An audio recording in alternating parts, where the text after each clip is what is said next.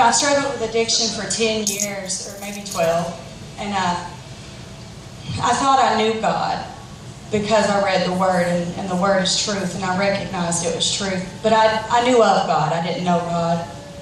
I didn't have the power of the Lord in my life. So as I struggled with addiction, I tried to quit over and over. And I could get clean and get past the physical illness of it. But I had to face the old man, and I had to get over that part, and I couldn't because I didn't have the Lord. So I couldn't stay clean. I didn't have a changed heart, a renewal of heart.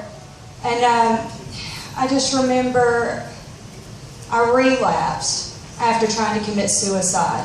I'd hurt my family so much, and I was just done with this life. I didn't want anything to do with it. And so I jumped out of a truck, ended up in ICU, fractured skull, blood on my brain, a lot.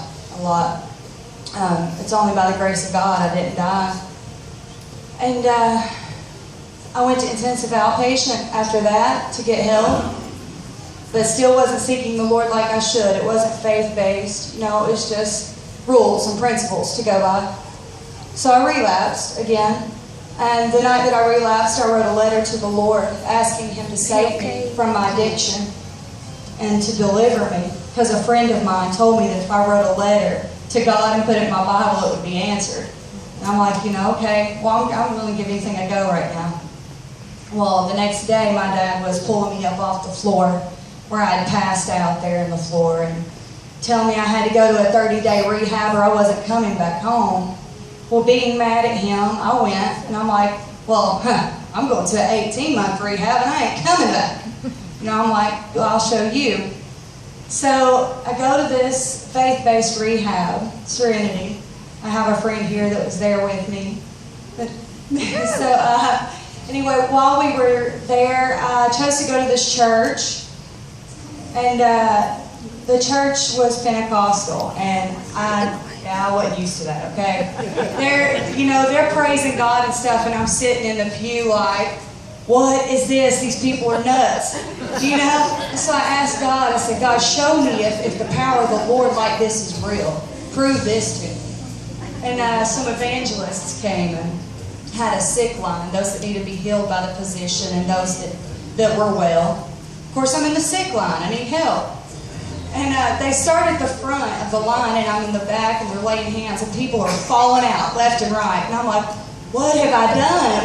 What have I gotten into? I'm in the wrong line.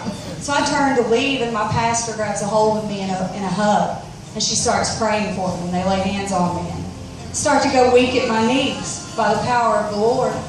But I was like, well, I just worked out. My knees are weak. I'm, trying to play it off, But then I just came to my senses, and I could hear God telling me to give in. And so I surrendered everything. I said, God, show me if this is real, if your power can be this real. Come into me, Lord. And it was right then He came into me, into my heart. And I grew so weak, and I trembled, and I went to the floor, and was just, the Spirit was all over me. And that encounter with the Lord was so strong and so real, it changed my life.